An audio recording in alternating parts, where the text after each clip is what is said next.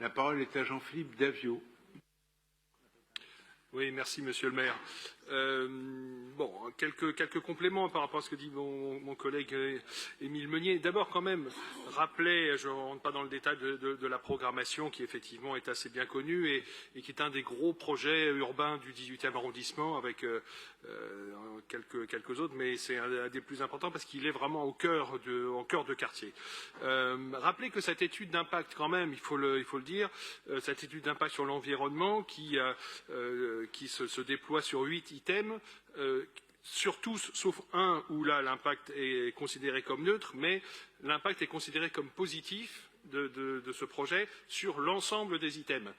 Ça veut donc dire que ce projet est un projet qui a été bien pensé sur les différents sujets et que au final on va avoir un nouveau morceau de ville qui va avoir un impact très bénéfique sur tout ce quartier du 18e. Donc ça c'est le premier élément à ajouter.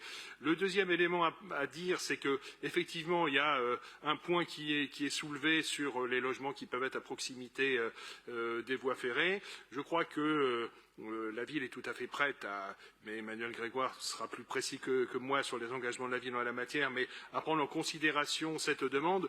Pour ce qui nous concerne, la seule exigence que l'on a, c'est que s'il faut revoir un peu l'implantation des lots, s'il y a quelque chose à revoir, il ne faut pas que, d'une part, ça diminue le nombre de logements in fine, ça c'est la première exigence, et que la deuxième exigence, que ça n'ait pas de conséquences non plus sur les équipements publics qui sont prévus, indispensables comme tu l'as soulevé, et sur lesquels tout le quartier compte. Donc voilà, moyennant ces deux exigences, dès lors qu'elles sont remplies, s'il y a un bouger ici ou là pour pouvoir satisfaire à cette exigence de santé, effectivement, vis-à-vis du bruit et des différentes nuisances occasionnées par le trafic ferroviaire, évidemment, nous serons totalement favorables.